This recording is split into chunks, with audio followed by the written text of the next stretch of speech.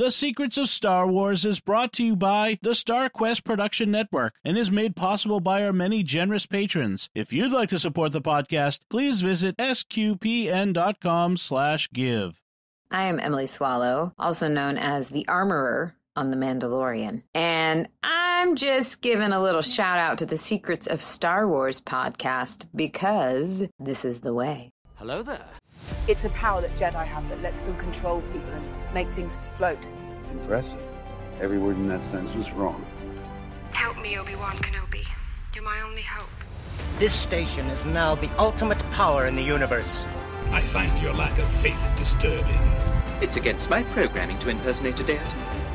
That's not how the Force works. Force is with me, and I am with the Force, and I fear nothing. Remember, the Force will be with you, always.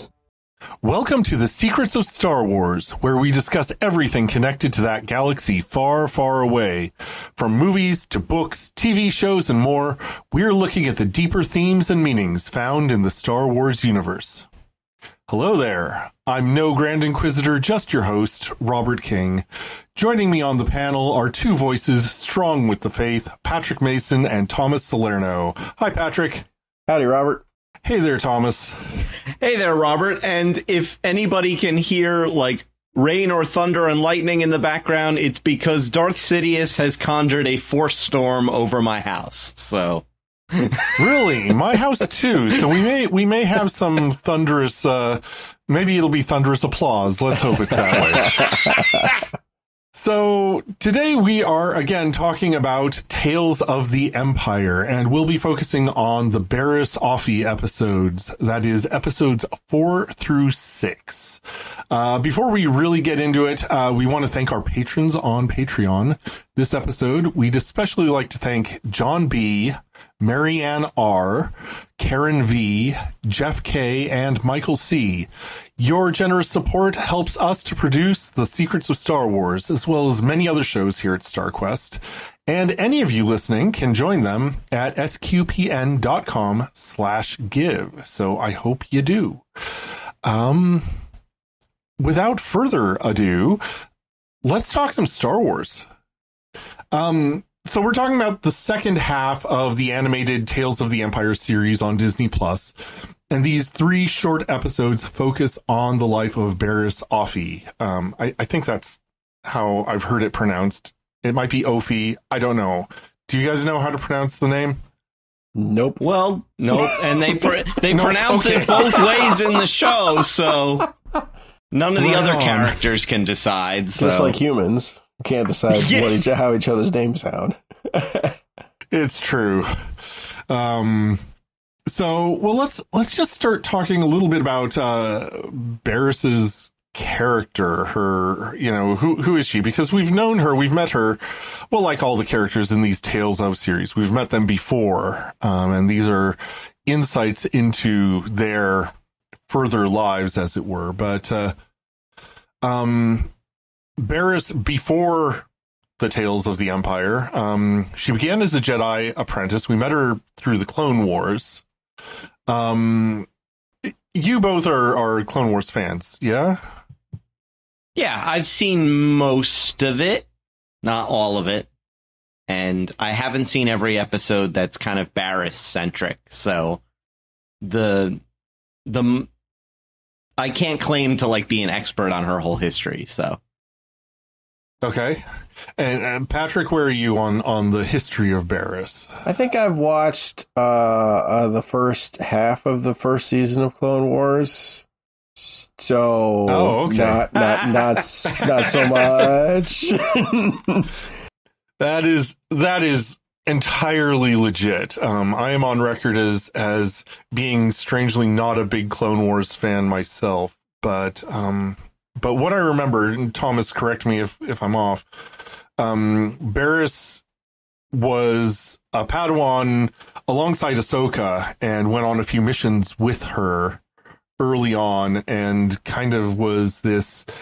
I got the impression that she was very much a Hermione Granger type. She was very studious, very perfectionistic. That sort of approach to her Padawanship.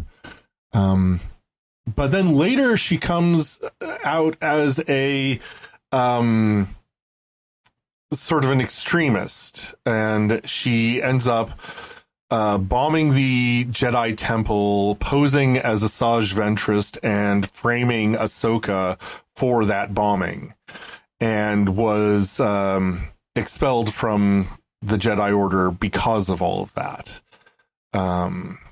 And I remember watching that arc in the Clone Wars, and it's mainly focusing on Ahsoka and her confusion at being accused of this crime that she didn't commit, and it's how Ahsoka ends up leaving the Jedi.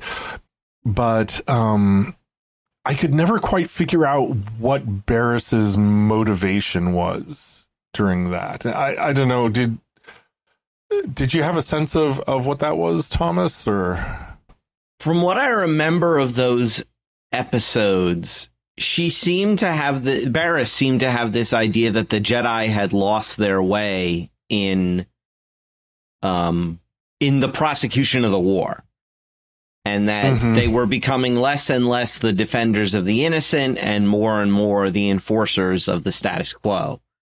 And that seemed to be sort of Barriss, what kind of led to Barriss's kind of radicalization. At least that's the motive that I got from the dialogue that I remember, especially when she tries to tell her side of the story of like why she did it. So sort of noble motives, but falling to ignoble means. Right, yeah. Like, she recognizes the corruption in the Jedi, but then goes, like, way off the deep end and kills people and frames her friend, and... yeah. And, in fact, those are the episodes that of the most Barriss-centric ones that I've seen, like, that I have the best memory of, is the bombing and the cover-up episodes.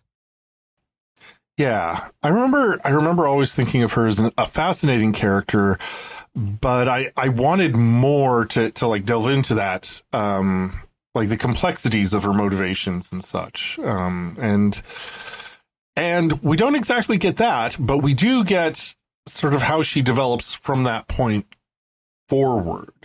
So, episode 4, we pick up with her. She's in prison. And she can see out the window of her prison the Jedi Temple, and it falls, and she asks what's going on, and then she's recruited into the Inquisitors. And she has this, really a trial by fire. It's 3 and 2 other people that she knew from the Jedi, and she ends up, one of them gets killed on his own, and she ends up having to kill the other one in order to become an Inquisitor and meet her new master, Darth Vader. Which, yeah, I mean, like, what's going through Vader's mind? Like, does he recognize her? Does he remember her? What's going on there? But yeah, so that's basically the plot of episode 4. And I don't know, what is your read on where she's at, where, like, what's going on with Barriss through this Hunger Games type kill or be killed situation? I really like how the episode starts with, you have kind of the screaming and the lightsaber in the dark, and then she sort of wakes up like she was getting this as a Force dream of some kind. And she wakes up and she's immediately in the same music that Anakin was in when he effectively makes his decision. If you remember the scene in episode 3 after Mace Windu says, "No, you're compromised. You can't come with us. Stay here at the temple." and he sits in the temple in the council chamber, and Padme is, you know, across the city, and they're kind of, you know, looking at each other, and this kind of, I honestly kind of harkens me back to Ghostbusters, but the music from the end of that, where they release all the ghosts back into the city, but this sort of, it just sets you on edge. It's kind of spine tingling, and it just has a feeling like something is going wrong, and that's probably one of my favorite scenes in all of Star Wars because of how well it's done. Because like nothing happens, but like also everything happens, and she's getting the same kind of thing where she sees out and she sees the temple being destroyed, and she interacts with the guards who tell her it's a good thing you're not a Jedi anymore, because then they won't even exist. And so all the things that have to be going through her mind, and then she gets approached by this other person who, I mean, before this, like, we have this character in Obi-Wan. Is she from the Clone Wars as well? I don't remember her from Clone Wars, and I did a little bit of background digging on Wikipedia and this morning, and it seemed like, yeah, the only things this character has been in is Kenobi and Tales of the Empire. In fact, her on Wikipedia, her species doesn't even have a name. Oh, wow. Oh, wow. So, yeah, that's rare. Yeah. for Star Wars. So, yeah. Although they act like, she and Barriss act like they have this previous history. They know they're on a first name basis. You know, so there's clearly some history there that we haven't seen. Which, I mean, we can assume there's a lot of her history that we haven't seen. Because, you know, she showed up in like a very small handful of episodes in Clone Wars, and that's all we knew of Barriss before this.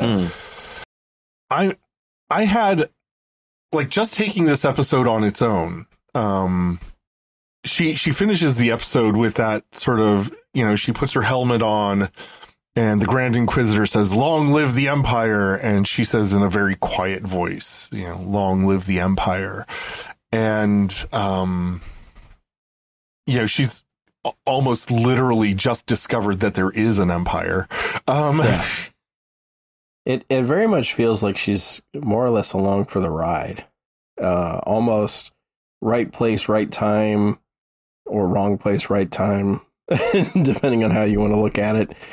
And even going into the fight with, you know, the other three, basically, if it was going to come down to, you know, we're only going to pick one of the three of you and the other two are going to die, it almost feels like she more or less lucks into being the one, right? One of them goes off on his own and disappears. And then in the fight with the other one, all of these people who she knew from the temple, she more or less gets pushed to the point where she knows he's going to kill her, and so the only way to push back is it's almost like it's all self-serving, self-saving, basically. Like, how do I exist now going forward, right? Like, and she gets served up the immediate thing, which is if you're still a Jedi, you're gonna die, right? Like, that's the immediate first encounter she gets. And then from that point on, she's just trying to figure out what she can be to survive.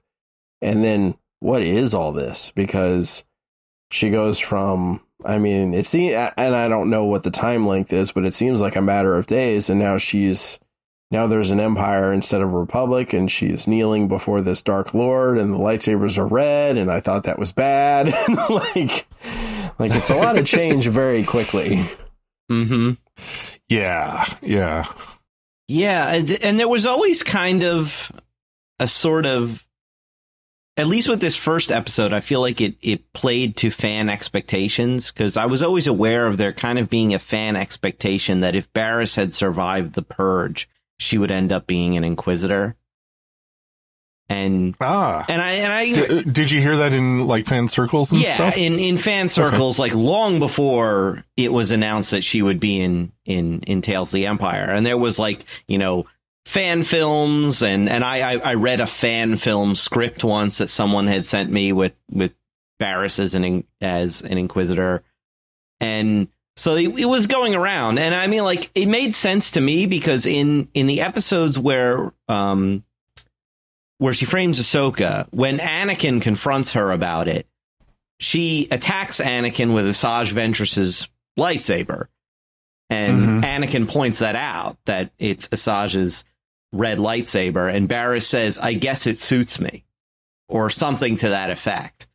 So I wasn't too surprised that they went the Inquisitor route with her. What did surprise me is what we'll talk about later in the rest of her evolution over this 3-episode arc. Yeah. That surprised me, that they didn't go the really traditional Inquisitor route with her, which they very easily could have done. But they went for something interesting here. I do remember in Rebels, there was, I don't remember which sister it was. It was, but one of the Inquisitors so a pair of Inquisitors were sent after them, and one of them was the same species as Barriss. Mary Allen, I think is pronounced. I'm looking at it on the screen and I'm thinking, I don't know how to pronounce this word, but there it is. But there was some speculation that Inquisitor was indeed Barriss, but it seems not. Yeah, the tattoos were different. Tattoos are slightly different, and so. from what I understand, I don't think Mary Allen's changed their tattoos. I think they're very personal. Yeah, because I was kind of thinking that. I was like, didn't she show up in Rebels? But then I was also questioning that, because I very much feel like the scene we get in the second episode with them in the interrogation was like almost scene for scene something I had seen before. And I was trying to remember where, and I was like, was it Obi-Wan? I'm like, no, it wasn't Obi-Wan. Well, where was it? And like, I guess it's Rebels. But it's not. Now I want to go watch that scene in Rebels and compare them. There's a lot of good Star Wars to go back and rewatch. I had all kinds of questions about, like, it seemed really clear to me that they were painting her as ambivalent, or at least, as you said, along for the ride. It's like, okay, you're not giving me a choice, so I'll take the not choice you're not giving me, and and survive. Yeah.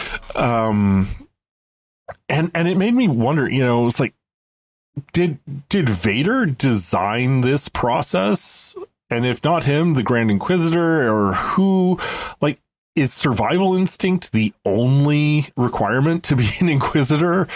They don't. They don't seem to effectively indoctrinate Barriss at all. Not really. And I don't know why. Yeah. Yeah, I like this as a look into, because for me, the Inquisitors, I mean, they just sort of, they're just there. They just sort of appear almost feeling like out of nowhere. Like suddenly we have a head Inquisitor, and through the shows that I've watched, Rebels and the live action stuff, and it always feels like, where did these people come from? Like like, who are these people? How did they get trained? What have they been a part of? And so one of the things I did like about this was it kind of showed that a little bit, like who the recruits were, right? At least at this time portion, they were pulling from Jedi who had fallen out with the Order somehow, which makes sense. But that does leave a big gaping hole, question mark. Where did the Grand Inquisitor come from? And the first couple of them. And was this a Darth Vader thing, or was this an Emperor thing? And then Vader got put in charge of it? Because I got to be honest, Vader doesn't seem to be schemy enough to effectively do something like this. That said, it does give Vader the opportunity to be a master, a master over many pupils. And this is something that we know Anakin greatly desired, and that seems like something that might pass on. So he might want to have that sort of feather in his helmet, as it were. We talked a little bit about Lynn Rakish, or Rakish, again, a name I don't know how to pronounce. Lynn Rakish, who doesn't go by that name anymore. She's the fourth sister, who is, as you mentioned, appeared in Obi-Wan, and now she's sort of the recruiter and maybe the primary trainer of Barriss, because in the next episode they go on a mission together. But I really appreciated the way they just established right from the beginning, this is going to be the primary relationship among, like, it's almost the link between all three of these episodes, is the relationship between Barriss and Lynn. I don't know. I guess I just wanted to say that. Do you guys have any thoughts about Lynn's appearance in this first episode, or maybe is this a sign to move on to the next episode? Well, I was just going to say that for the first two episodes, I felt Lynn was very cardboard cutout dark side bad guy, and she she didn't get really interesting to me until the third installment. Like the first two, all she does is just parrot Imperial ideology and, does bad stuff, and that's it. And I'm like, okay, why should I care about this person? I just wish there was more of that she was more of a complex character throughout instead, because then it feels kind of abrupt in the third episode where I'm like, oh, I'm supposed to care about her now. Okay. Yeah, I like, well, I don't know if I like, but I find it interesting. She kind of exudes that continuous, I'm a dark side person, so I'm always angry. Yeah.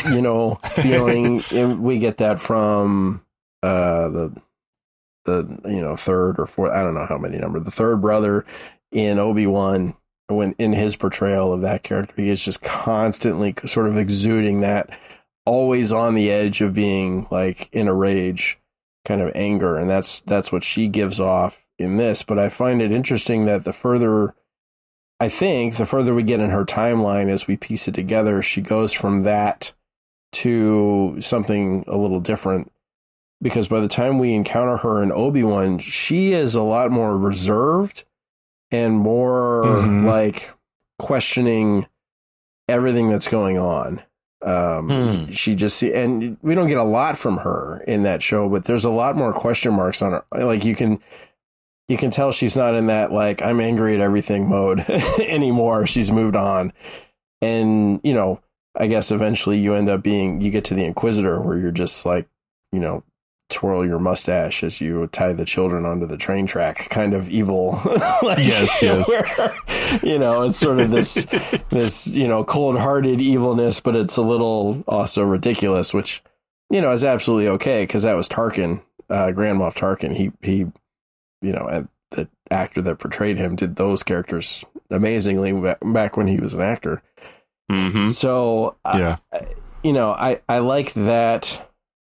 Depending on where she fits in the timeline, which is semi-problematic with the third episode, trying to figure out when that happens. But I do kind of like her being sort of like the face of the Empire and giving that foil, or providing basically the foil. Maybe it was just me reading into like her facial expressions in that first episode, but I kind of got the sense that she was, she had a bit of ambivalence herself and was, like struggling to fit into the new mold that she was given. But I don't know.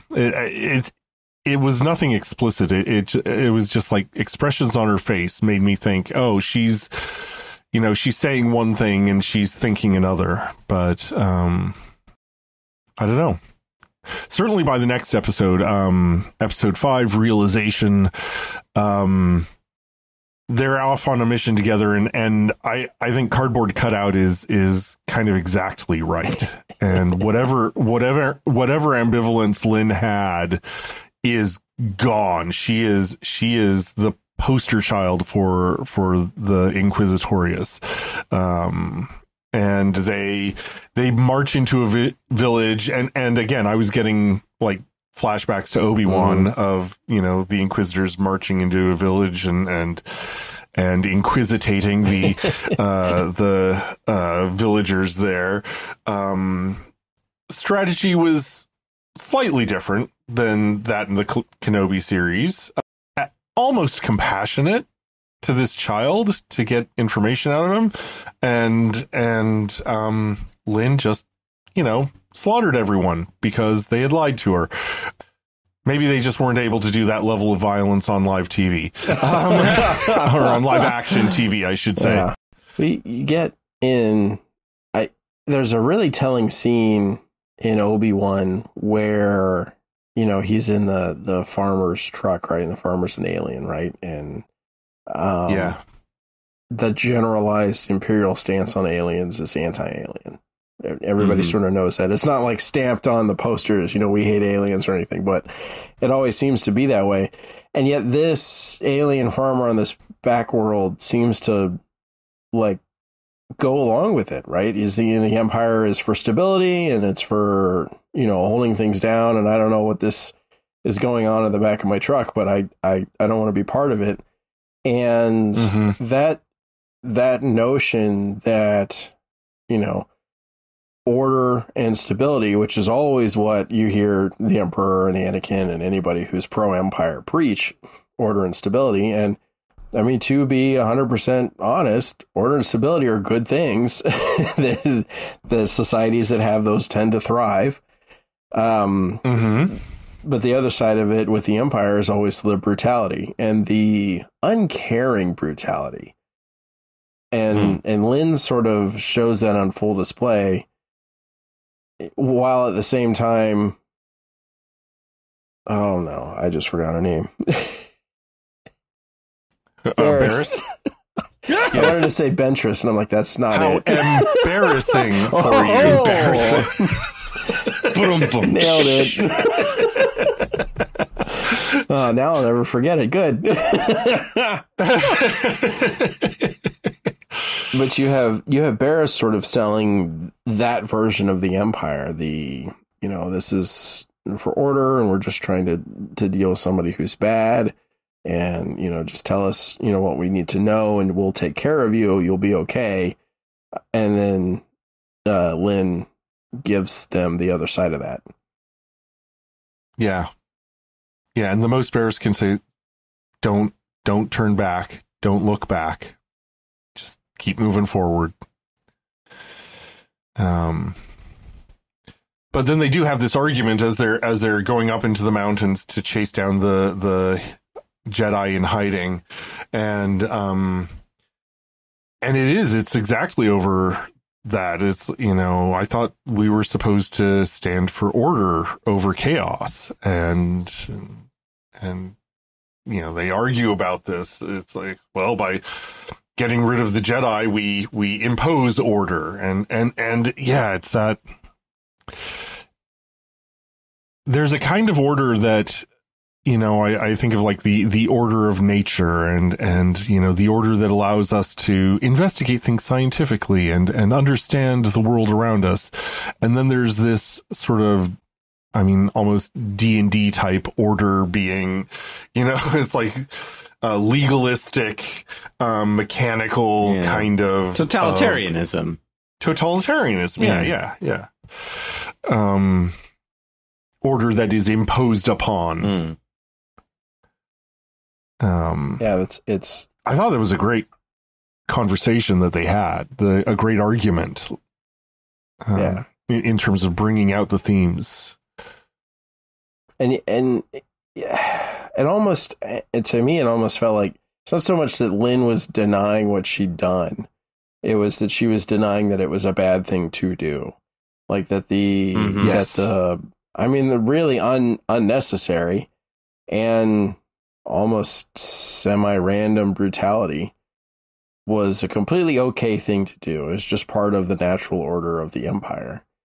And you're like, so like in a fair and just world, a brutal, fair and just world, maybe you would do something to that guy that lied to you.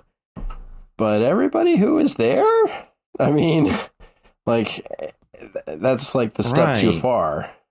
I was thinking of like historical parallels too, because it's like, well, especially when she says, "Oh, these people were already our enemies; they were already against us." I'm like, okay, yeah. I'm like, so this is like an SS Einsatzgruppen that like rolls into a Ukrainian village and just kills everybody because they're Slavic people and because they're Jews, because they're just like, these people are already our enemies anyway. We're just gonna kill everybody here, so that they can't become partisans or whatever. And it's like, and there's a fundamental dehumanization going on. Right. Yeah. And in their sort of twisted reality, they think they're doing the right thing, which is like horrific to think about. But the people will find ways to justify, these kind of atrocities, or else they wouldn't do them if they weren't somehow justifying it in their own minds. And you get to hear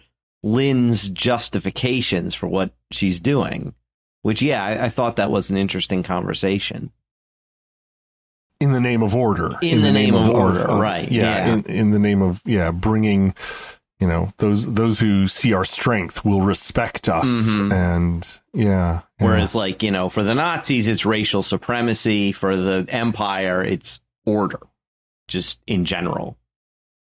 Yeah, to me, it harkened back a lot to Obi-Wan and Anakin's argument on Mustafar right before the lightsabers come out. And especially when it finally breaks down and, Vader at that point says, if you're not with me, then you're against me. And Obi-Wan comes back with the super meme, which is, only a Sith deals in absolutes. If you want something that's been memed to death, that's a definite candidate. But the only thing that's more meme to death is I've got the high ground, probably. Yeah. But what I like about that notion is that kind of anti-totalitarianism, the concept, I think, that I always like to draw back to is with the church. Whenever I have conversations with people about the church and the law and the sort of edifice and the monolith, and I'm like, it's less than you really think. Like, yes, we have a code of canon law, which is the law book, which is huge and it's gigantic. But if you ever read it, almost every line in that thing will go on like, don't do this, and if you do this, then you're anathema, and it'll give some, point A, point B, point C. And then at the very end, it says, oh, yeah, and the final exception is that, for pastoral reasons, which basically says, priests, you have a relatively free hand as long as you're leading somebody to Christ. like we have rules and there's order and there's structure because most times, most things will fit into this, but, everything here is messy. and so you need to have the ability to be merciful. You need to have that play. And that's the problem with totalitarianism is it's just, no, it's this way. And if you don't fit into this way, even if we don't want to do what we're going to do to you, then we're still going to do it to you. The rule exists for its own sake rather than as like St. Paul said, the law is a guide, a teacher to lead us to God. And so there are times when, the law does not exist for its own sake. It exists to bring us to God. And so when the law gets in the way of us getting to God, then the law is what steps aside. Which seems to be... Like, I struggled. Episode 5 is really short. It's like 13 minutes. Mm-hmm. It's super short.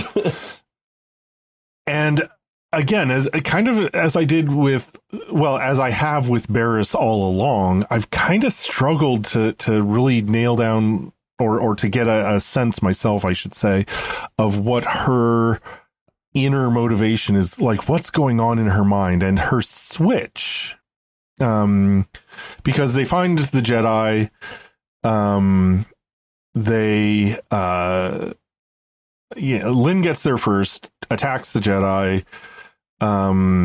gets knocked back, and Barriss then fights the Jedi and tries to recruit the Jedi rather than killing them, and is on the point of actually, convincing them to join, to come with her and join the Inquisitorius, and presumably, and then Lynn comes up and slashes them across the back, and they fall down and are not quite dead.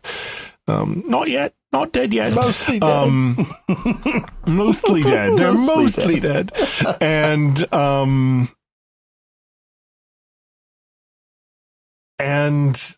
that seems to, Lynn's willingness to kill someone who might have had a chance of turning to their side, who might have come with them. That seems to be the straw that breaks the camel's back for her. At least that's how I'm reading it. Feel like, I guess Barriss comes to the realization that that she can't be that person in the Inquisitors who tries to do some good in a bad situation. Who tries to be that, Inquisitor that, shows mercy or compassion or tries to bring a little bit of light into this situation. Like, she realized that it's just not possible. That these people are,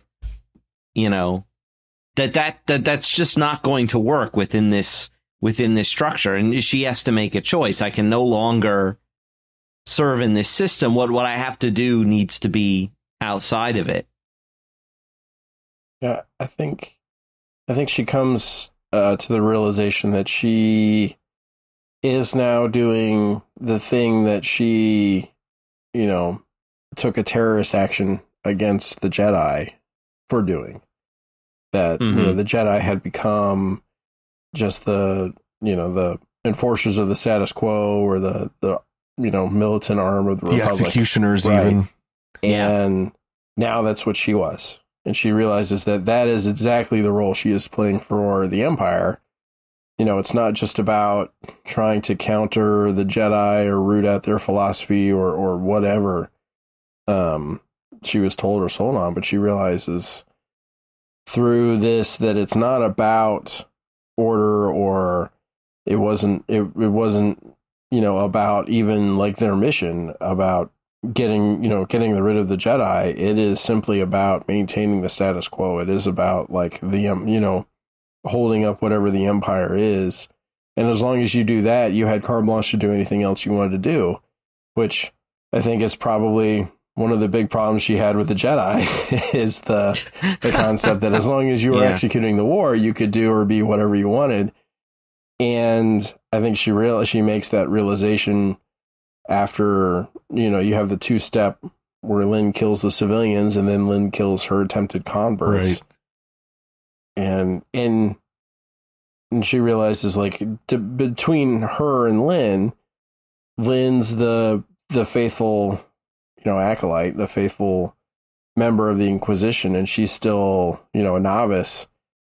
And she realizes the path forward is through Lynn if I want to stay with this, and I don't want to do that. Like, this is not, I didn't want to be this in the Jedi. Turns out I also don't want to be this here. Mm-hmm. Yeah. I think it's in that episode where she has that, is this who you've become? Right. Yeah. Mm-hmm. And it's almost like Barriss is seeing this is cool. Yeah. Barriss is kind of seeing the logical progression of her own radicalization coming home to roost. And it's like, this is the path you started on, and this is where it leads. And she remains idealistic enough maybe I'm like putting these ideas together in my head right now. That maybe she remains idealistic enough about her vision of what the Jedi should have been, and now what the Inquisition or Inquisitorius should be, and nothing is living up to it. And so the same thing that turned her violent in the first place is kind of turning her against violence now. Oh, that's clever. Good job, writers. Yeah. I think the writing staff on this 6-part series were actually very good. They did a very good job. Yeah. Anything more we want to say about this short second episode? Yeah, not really. I feel like it was a bridge between our sort of part 1 and part 3. Which I feel had the most going on. Part 3 was, every time I have watched episode 6, The Way Out,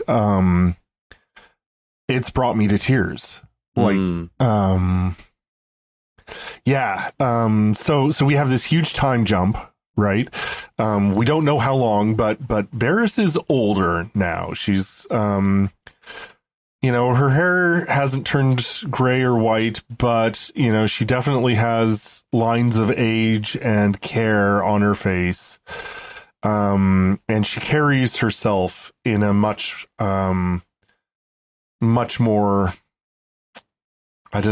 adult way, for lack of a better term. Like she's very much grown into herself. And she's living on some frozen planet somewhere, with a small community of helpers, and she's just the wise mother, the healer. I love that, by the way.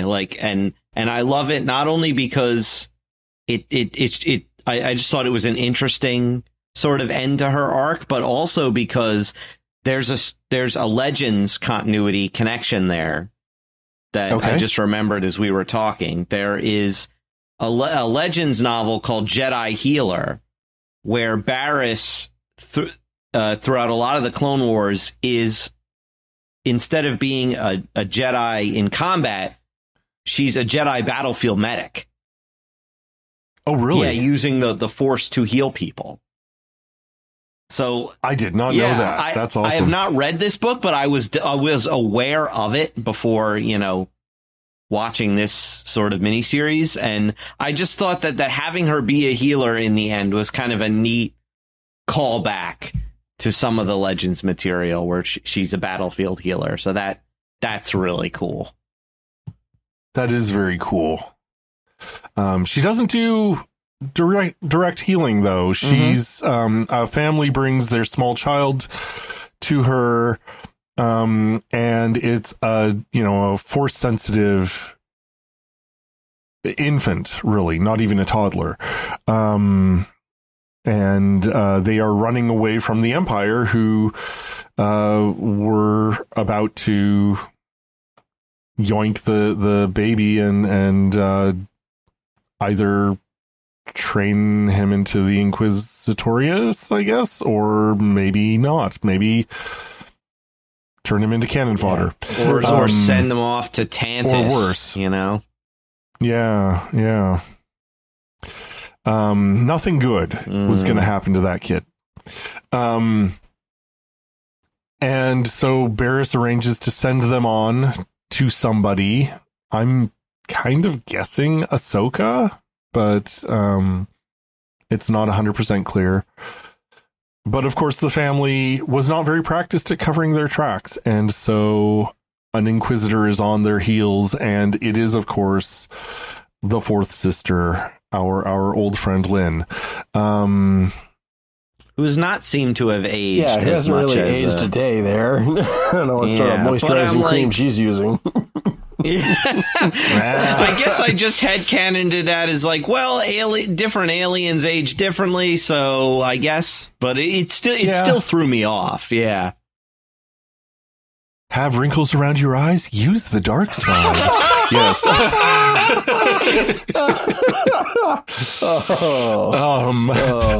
Terrible. Well, then what's Palpatine's excuse? Yeah. I mean, he met Mace Windu, and I don't know. There was so much about that scene in. I mean, Revenge of the Sith is far and away my favorite of the prequels, but that scene made so little sense to me. Yeah. So you're really just jamming the I believe button down as hard as it'll go. Yeah. I like sort of the age disparity, like the Lynn not getting any older being as a sign that she hasn't gotten any wiser. She's still stuck where she was. She still has the whole anger thing, but it still does, in my mind, there are problems because I'm trying to place this in time, and we've only got 18 years here to work with, like from the fall of the Republic to, Endor. And I don't know how long the Inquisitors were in operation after that point, but it just doesn't seem like enough time it seems like Barriss ages a lot more than you have that time to do it. But then again, aliens, so just hand wave this. Yeah. Yeah. I mean, Barriss is what, a little bit older than Ahsoka, right? Like a year or two older than Ahsoka, if I remember right. So, I don't know. That makes sense, because I think the first time Barriss, unnamed, ever appeared in anything was Attack the Clones. She's like a background character. Mm-hmm. As like Luminara's apprentice. I also love that she lives with a community. Like we only saw two of them, and maybe there were just the two of them, but there was a sense of being together on this common mission of providing healing for those who were in need. And there was definitely a care and a protectiveness, because Barriss absolutely knew that she was being hunted, and if she was discovered, she'd be attacked, and that would be a danger to everybody around her.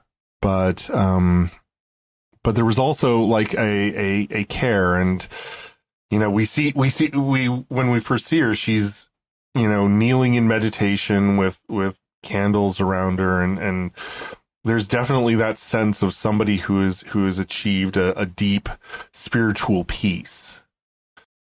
I don't know. I thought that was it.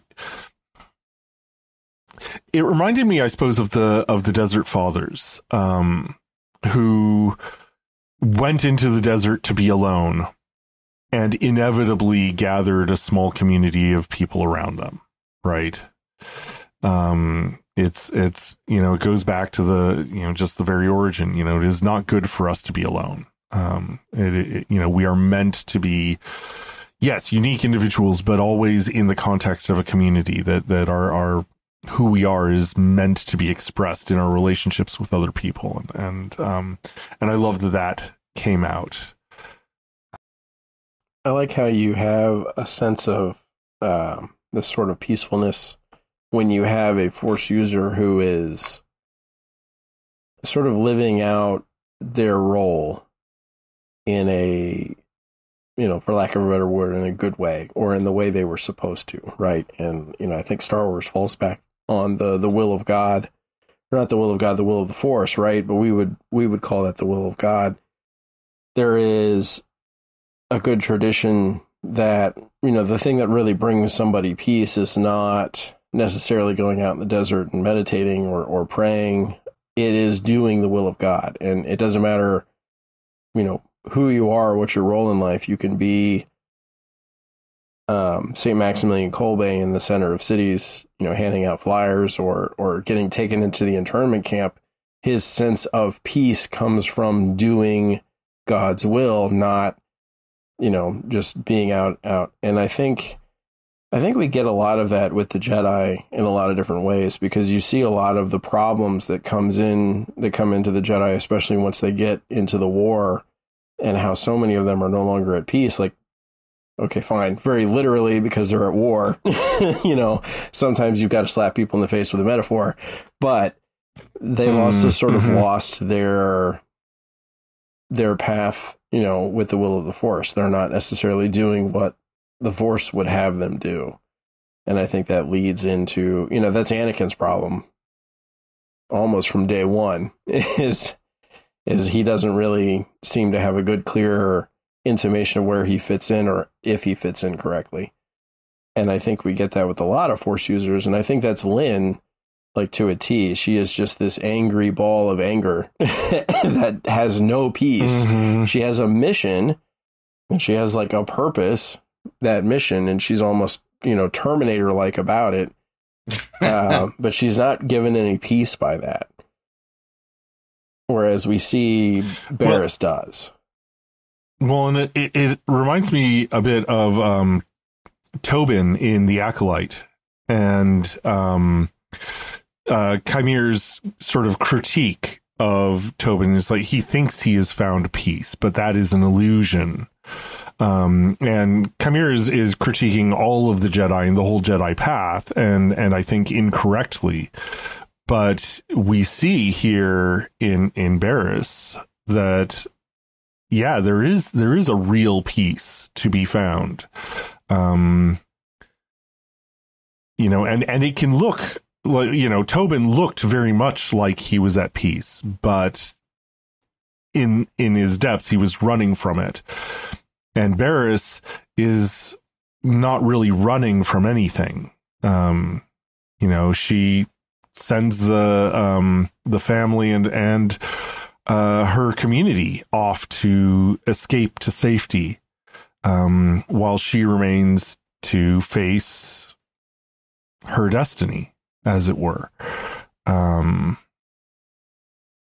Which is, yeah, it very much idealized the peace that can be found through following the will of the Force, or as we would put it, the will of God. Yeah. And it gets into, again, she and Lynn have this really great revealing argument, and I love, like in the first episode in episode 4, again, we have like the first episode being episode 4.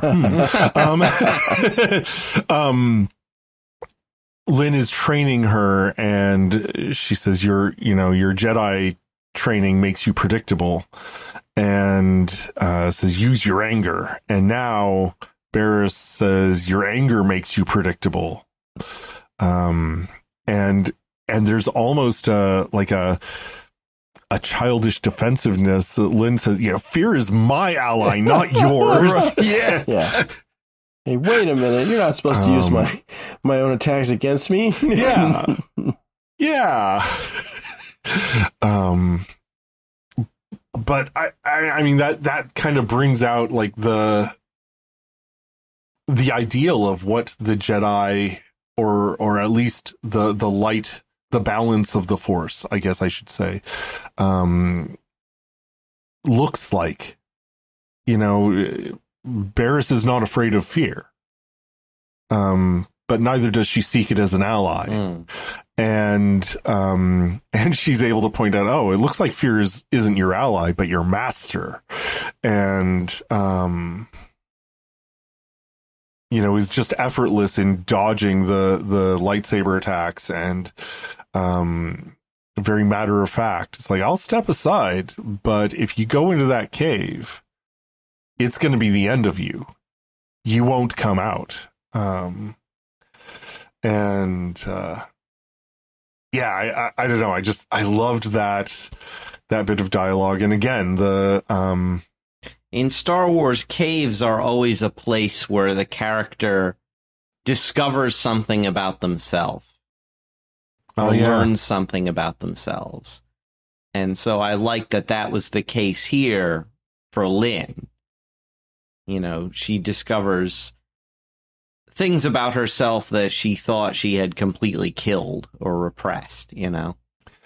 And I'm not sure if the cave was entirely made of ice or if it was like ice covering the rock, but it made almost every wall to be a kind of mirror. Yeah, kind of like the cave in The Last Jedi. It reminded me of. Yeah.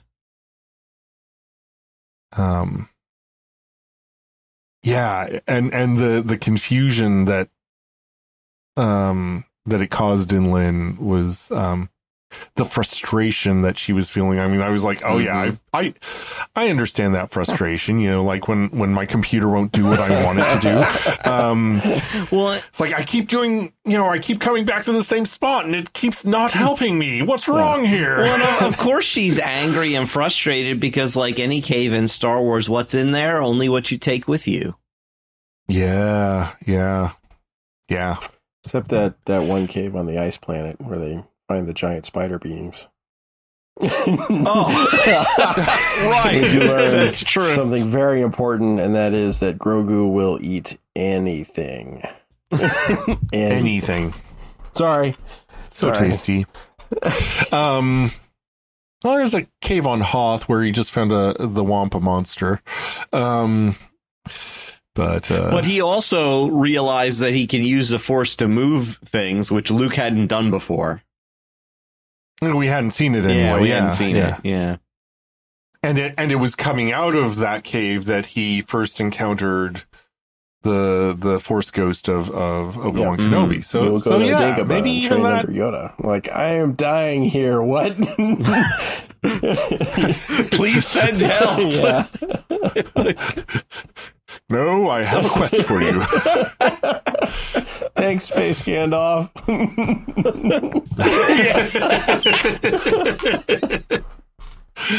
Oh, man. Sorry, I apologize for sidetracking us.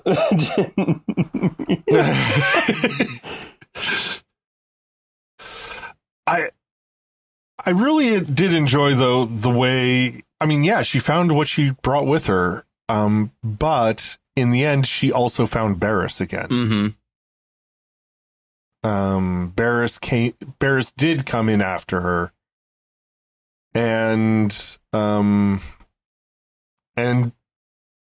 tried to save her as well, which is, I mean, I mentioned this before, you know, every time I watch this episode, it brings me to tears, and it's that even before she says the words, I forgive you, the fact that she is trying to save Lynn rather than trying to defend against her or attack her, or, you know, she doesn't treat Lynn as an enemy.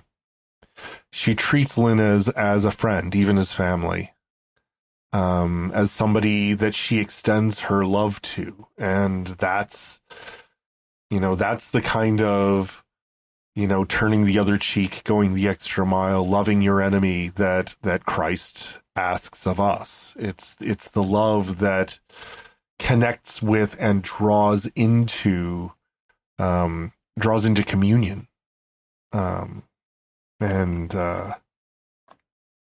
It's just right. A very powerful scene for me. It's the kind of love that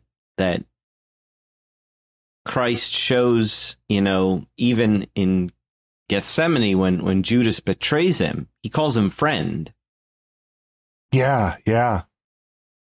So yeah, it is a very kind of Christ-like love. It's that kind of thing that is, as Christians, it sort of instantly clicks and connects with us in a deep way. Does Barriss actually forgive Lynn? I can't remember. She does. She says, I forgive you. Yeah.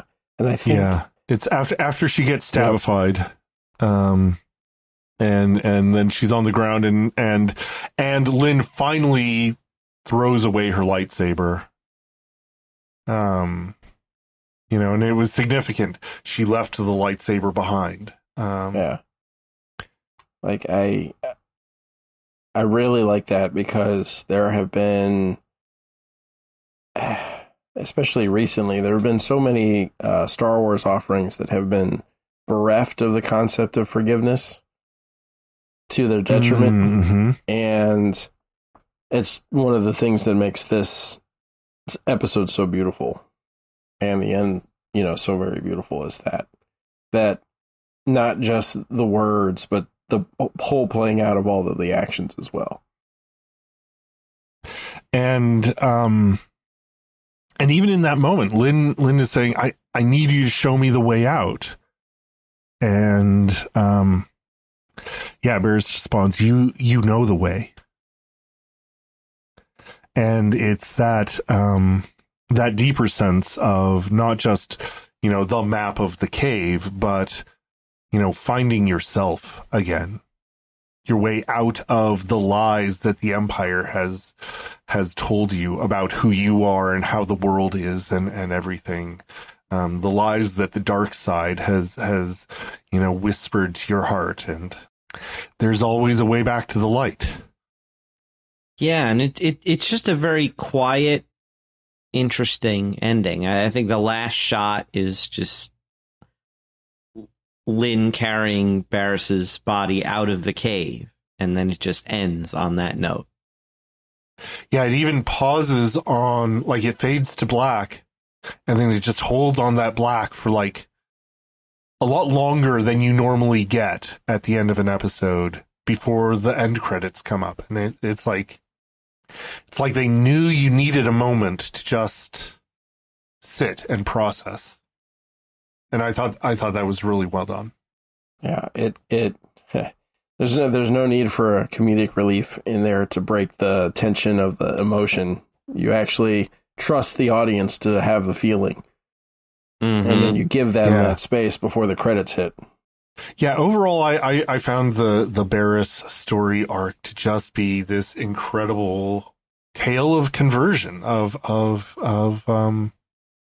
and I loved that it didn't stop at the moment of her conversion, but that it showed the fruits of that conversion in her, and that it sort of proceeded through to show that one of the fruits of her own conversion was the drawing back of someone else as well. And we see this in a number of the saints, like Peter Martyr, the Cathar that attacked him became a Dominican brother. Maria Goretti, the man who attacked her, became a Franciscan brother. That the saints, through their love of others, draw their enemy to become loving themselves. And I think that's, it's something that, hey, Star Wars got really right. And I like that. We don't have much time. We're just about out of time, but I want to talk about Tales of the Empire generally. And maybe the whole Tales of the Jedi, Tales of the Empire. Any thoughts about bringing in the Morgan Elsbeth arc, bringing in the Ahsoka and the Dooku arcs? I found that so you get four storylines in the Tales series, and 3 of those are backfill. Right, we're going to explain stuff about this character that you didn't know before to help, maybe, especially in Morgan Elsbeth's case, to help, you understand why she ended up where she was. And somewhat in Dooku's as well, to tell kind of how Dooku ended up going from being a Jedi Master to, a Sith Lord. But Barriss is not. Barriss and Lynn's story is not that way. We have her stuff in the Clone Wars, but that's pre this. This happens after, so this is not backfill. This is what happened later. And it does make me wonder if we're going to see Lynn again someday. Because, and that also makes me wonder, where does this happen in the storyline, that final episode? Because is what we see in Obi-Wan as a result of this, is her characterization in that? Or is her character does this happen after Obi-Wan later on, closer to the fall of the Empire? And then do we will we see her in some future, interstage thing? And I kind of hope so. I kind of hope they bring this character in. I think it's got a lot of promise because of what we've seen her go through. So I think the Tales stories did a really good job. They did a really good job of both crossways of showing problems with both the Jedi and the Empire. And they were generally just very good stories. Yeah, it reminded me a lot.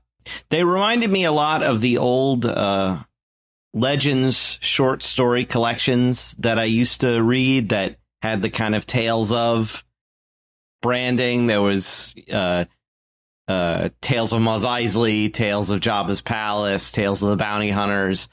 And I would like, especially Tales of the Bounty Hunters, I would like to see folded into this series, done in this format. Yeah, that would just be really cool. That is definitely something I want to see. It just has potential to, you could just keep doing different factions in Star Wars, Tales of, or even do more Tales of the Jedi or more Tales of the Empire. It's like really the sky is kind of the limit with this series for continuing that kind of Clone Wars style animation format and bringing us new stories. And like what Pat said, like I hope that they're kind of done with the kind of backfill ones, and they give us more kind of moving forward in the timeline, or just showing us, a story we didn't know about from a certain character's point of view or something like that. Yeah, I would agree. I think I really appreciate that they really did only 2 characters per series. They didn't try to blow this up into something huge. They took their time. They did something that they really, you can tell the care they put into each episode and each character arc. I'd say the Tales of both the Jedi and the Empire. I'd love to see more of it too. I think it's some of the best Star Wars we've seen. Yeah, well, thank you both. This has been a great conversation. I think that about wraps us up for this episode. Now we'd like to hear from you, our listeners. What did you think of Tales of the Empire, or Tales of the Jedi, or any of the shows you've seen lately? What would you like to hear from Secrets of Star Wars next? We've got a little while before Skeleton Crew drops, and if you have ideas of what you'd like to hear from us, let us know. You can let us know by sending us an email at starwars@sqpn.com. You can check us out on our social media pages, or by leaving a comment on our channel on the StarQuest Discord server, which you can find at sqpn.com/discord.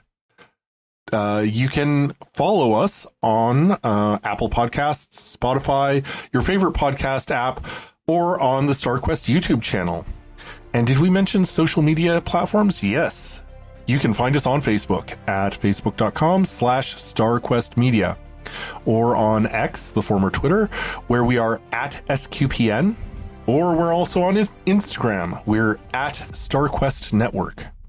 And if you want some gear, get your official Secrets of Star Wars merch at sqpn.com/merch.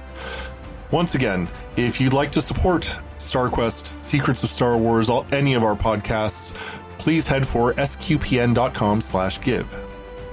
So, until next time, Thomas, thanks for being here. Thank you, Robert. And Patrick, it's always great to have you. Thank you for having me on.